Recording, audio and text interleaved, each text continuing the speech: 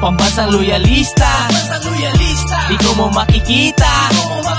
Pambansang loyalista, dito makikita ang totoong balita. 1, 2, 3, Pambansang loyalista, ito ang the best.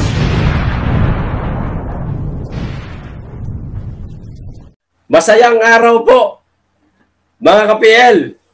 Pag-usapan lang po natin itong umiinit at nagbabagang sagutan ni Sas Rogando Sasot at Ma'am Jam Magno. Ayos mga ka-PL, nakahanap po tayo ng kakampi para dikdikin natin lalo si Sas sa katauhan po ni Ma'am Jam Magno. Ma'am Jam, maraming salamat po. Sana tulungan niyo pa po kami para dikdikin natin lalo.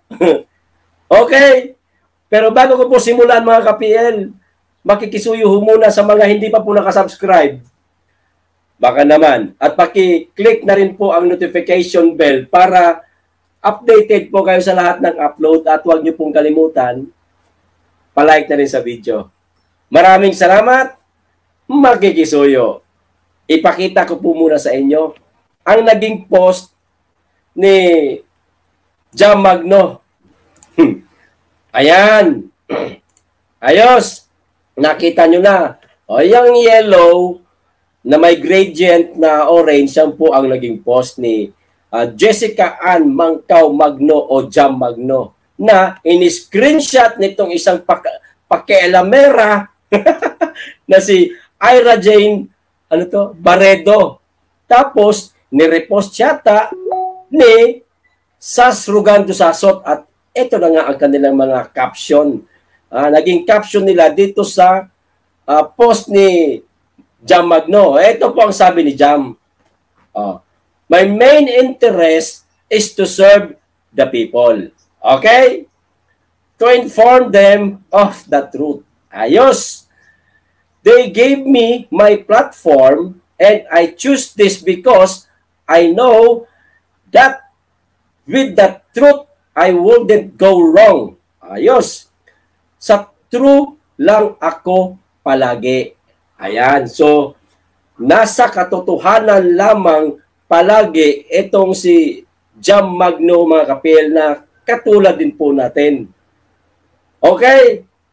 Ngayon, in-screenshot nga nitong isang pakailamera na si Ira Jane Baredo. Sino ba ito? Ang naging caption niya naman, ganire. Talaga ba? Una pa lang may question mark na. Tuloy ko lang yung basa. Bakit ang rate mo 10,000 pesos per video? Question mark na naman. Malang-mana ka kay Sasa. Ito pa. Sagot pa plane ticket, hotel, at pagkain mo? Question mark na naman. Ira Jane Baredo, kung magpo-post ka ng 4 question mark, sino maniniwala sa'yo? Naglagay ka pa ng matinding caption, tapos 4 question mark lang pala at hindi mo kayang diretsahin si Jam. Lumalabas lang na duwag po kayo ate. At hindi mo kayang patunayan yung sinasabi mo. Kung may maniniwala man sa'yo, diyan sa post mo na yan, ang tanga. Diba? Ngayon, ito naman po, ang pagkaka-repost ni Sas Rogando Sasot. Ito naman po ang kanyang caption. Shots fired. Okay? Yan lang, napakaikli. Pero malaman mga ka-PL. Ayos. Tanggalin ko na po itong share. At dito na po tayo. Ayan na. Ito naman po ang naging sagot ni Jam Magno. Mamaya, video po yan. Panunuorin po natin. Naging sagot po ni Jam Magno doon sa napakaikling caption lamang ni Sas Rogando Sasot na shots fired. O, ito po ang sabi ni Jessica Ann Mangkao Magno. Hi, Sas. Yan, di ba? Maliwanag si Sas. Oh, I want to address something that you posted about me. Ayan. On your page and other day, and I hope that this is clear to you. Ito na. I block you because I don't want you to trigger me in ways that I will only take me away from my advocacy. Ito po ang advokasya ni Jam Magno, mga ka-PL, na kaparehas ho natin. Oh. Sa true lang tayo. Ha? Sa true lang tayo lagi. Ayan, may lagi pala. Ulitin ko lang ha. Sa true lang tayo lagi para naman maparating natin sa taong bayan kung ano ang deserve nila. Oh, tama, di ba? Yung katotohanan. Huwag nyo naman personalin ang mga taong nagtatrabaho ng maayos. Mamaya po, malalaman po natin kung sino itong tinutukoy ni Jam Magno na mga taong nagtatrabaho ng maayos. Dito nga sa video panunurin natin. Pagkatapos ko po itong basahin. Okay? Hanapan nyo ng trabahong ginagawa kaysa COA report. Tama. Si Sas, panayang hanap ng COA report. O, napupunta pa sa website ng COA. Diba? Pero hindi niya hinahanapan ng magandang trabaho. Okay? Lalo pa at alam naman saan kinukuha yan at tuwing kailan. Okay? I see what you are doing, sabi ni Magno. Unfair yan at nakakalungkot sa totoo lang, pero no worries. Lalaban at lalarga ang mga yan kahit anong paninira ang gawin niyo. Ayan, ninyo. Di ka papatulan yan. Like me, we will let success be the answer. Pati ako na challenge na mas tulungan sila. Ayan. Yung mga tao nga na sinisiraan di umano ni Sas Rogando Sasot, mas na-challenge si Jam Magno na tulungan yung mga sinisiraan ni Sas. Okay, o eto na po ang video, mga ka-PL. Panoorin na po natin ang napakagandang naging sagot na video ni Jam Magno. Ayan na. Ayan na, ayan na. O, play ko na po para hindi na ho tayo magtagal. Ma'am Jam Magno, pasok. Hi guys! Ayan, medyo bumuo na ulit yung boses ko and I wanna address something that Sas posted na dinamay ako. Let me make it clear na yung away nila, yung mga nega na pinagpo-post nila, yung mga exposes ko noon nila, hindi po ako kasali doon. At ayoko din talagang maging defensive, pero sa true lang tayo, di ba? So i-share ko lang din sa inyo ang isang bagay na gusto kong maintindihan nyo in context dun sa pinost ni Sas. Ang pinost kasi ni Sas, yung sinabi ko noong 2020 na galit ako sa mga party lists. At gusto ko talaga na ma-dissolve silang lahat. Totoo naman, sinabi ko naman yon. At sinabi ko din sa same video na yon na kinat ni Sas na dapat ang mga party list ay representasyon ng mga tao na sinasabi nila na gusto nilang tulungan. Kaya dapat silang pagkatiwalaan. Kasi di ba, the role of a party list is to represent a minority and what these minority needs, and basically to help the Filipino people with legislation and public service. Okay? Dakilang tagapaglimos ng pera ng bayan para ibigay sa mga tao. Yan po ang role ng Tingog Party List.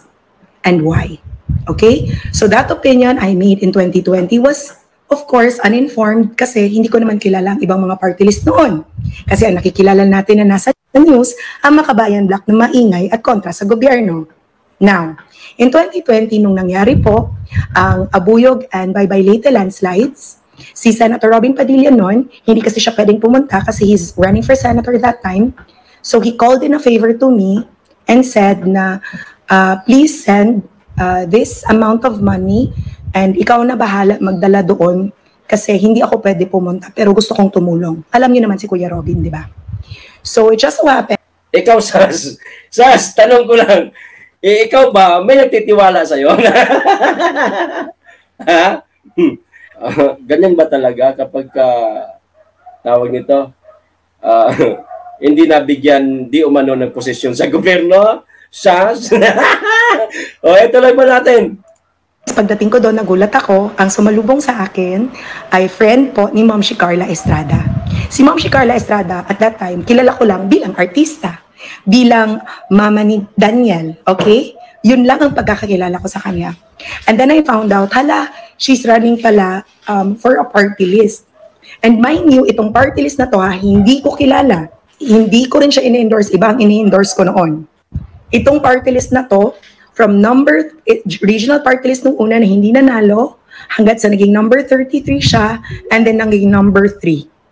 Walang media mileage. But you can only attest na nanalo sila because of the work that they were doing. Nung time na yon na walang ibang tao, grupo, that was Holy Week nung pagdating ko. Dumating ako sa Bye Bye Leyte, that was Good Friday. Good Friday, so sarado lahat, 'di ba? Kasi Holy Week. But they were there. Tingog Party List was doing 9 different feedings nung time na yon. Walang ni isang nagpicture, walang ni isang nagsabi. Ako mismo nagulat ako, hala, ang busy pala nila. Ang tumulong lang sa akin para ipakilala ako dun sa hindi mayor, yung parang coordinator sa area na yon, sa Baybay at sa Abuyog. Hindi nga ako nagpakilala na nagbigay lang ako diretsyo ng tulong. Because that's what they do. Tingog Party List is helping.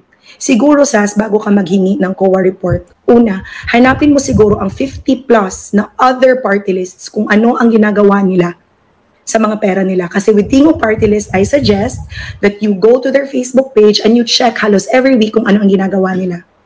Kahapon Thursday, they have an isdaan kasi every Thursday all over NCR kung saan mabibenta sila ng mga isda na either cheaper or ipamimigay na lang nila.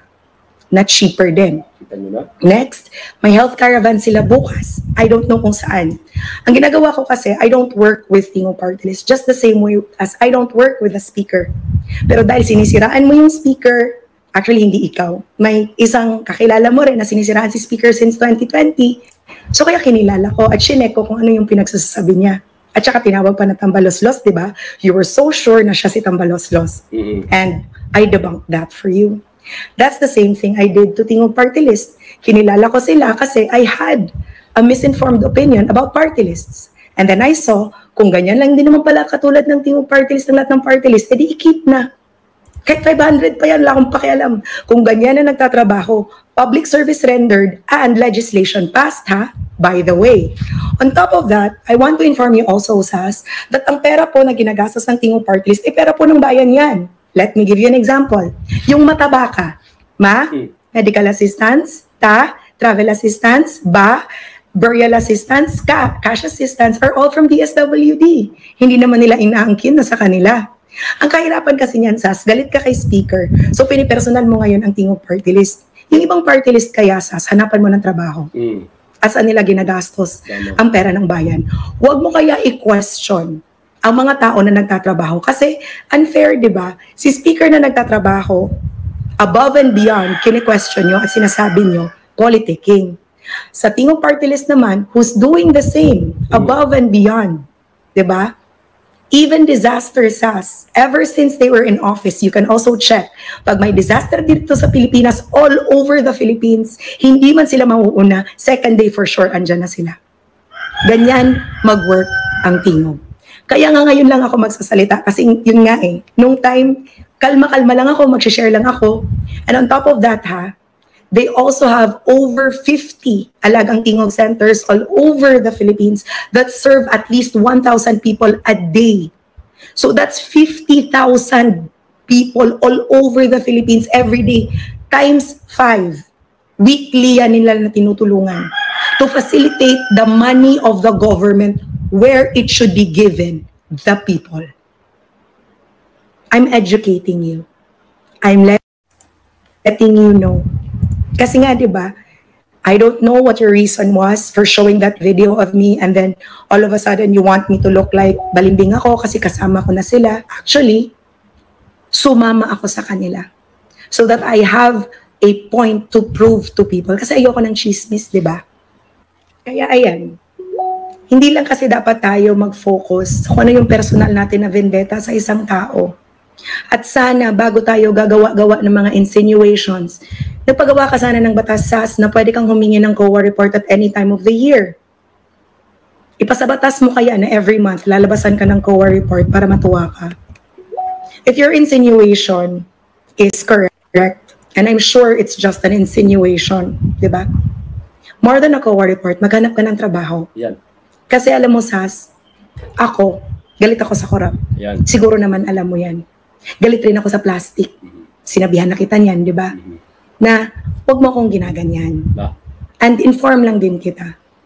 With Tingog Party List, it becomes a little bit personal to me because I spent my time getting to know them and paying them back for the help they extended to me when I needed it the most because I could not maneuver. Bye-bye Leyte and Abuyog. So, di ba? Unfair kasi no? Na, kumbaga, you make all of these issues. I-issuehin nyo dapat, SAS, ang mga hindi nagtatrabaho pero may mga pondo. Asaan ang mga pondo nila? Huwag mong i-question yung weekly may ginagawa kahit break sa Congress. Huwag mong i-question kasi pera naman ng bayan yan, hindi sa sarili nilang bulsa. Kaya nga in-address mo as Tingog Party List, personal mo lang. Kasi alam naman natin kung bakit. Huwag ganun. Diba? Sang-ayon naman ako sa mga gusto nyong gawin pag tama kayo. Pero pag mali kayo, huwag naman ganun. And since yun nga, you insinuated, so sasagutin ko, i-explain ko kasi mahirap na ako yung sabihan ng plastic, diba? Ang ayoko sa chismis. Pag may sinisiraan kayo, kinikilala ko. Kung totoo kayo, gora, tama. Pero kung hindi, di, eto na ngayon. That's what you did to speaker, di ba? Well, not you, but someone else that you know. Na sinisiraan si speaker ever since 2020. And you, di ba? Insinuated na siya si Tambaloslos. Cleared that. That's what happened with Tingog then. Sinisiraan, well, hindi naman sinisiraan, but party lists in general. And then it just so happens that I fell in love with the way they do things. Kasi gano'n naman talaga dapat. Party lists should represent the people with legislation and public service rendered. Kaya no wonder they are the busiest and number one with proof. So see you sa mga next na activities or Alagang Tingog Centers. Nasa Facebook page naman, I'm sure may time ka para tingnan yan. Ingat! Ayun! O SAS! Maglaan ka ng oras, Inday, para silipin ang ginagawa ng Tingog Party List. Hindi yung yaw-yaw ka na lang yung yaw-yaw. Sinisiraan mo, ayun, napahiya ka. Nasupalpal ka tuloy ni SAS. Ay, ni SAS, ni Jam. Marami naman palang ginagawa ang Tingog Party List pero hinahanapan mo ng butas. Yun yung sinasabi ko sa inyo kagabi, mga ka-PL. Na parang hinahanapan ni SAS ng butas si Speaker Martin Romualdez. Ngayon, nalaman pa natin na hindi lang pala si Speaker Martin Romualdez, kahit pala ang Tingog Party List. Oh. Maliwanag. Pero ito po ang naging sagot ni SAS sa yung video ni Jam Magno. O, ipakita ko sa inyo. Ayan. O, di ba? Napansin niyo tong caption na to na binasa ko kanina? Ito yung naging caption ni Jessica Ann Mancao Magno sa bidyong pinanood po ninyo na napakahaba. Tapos, in-screenshot na naman ni Akla. Eh naman talaga katotohanan. Di ba? O eto po ang kanyang naging caption. Gumante. Ako, nagbabanggaan na silang dalawa, mga ka-PL.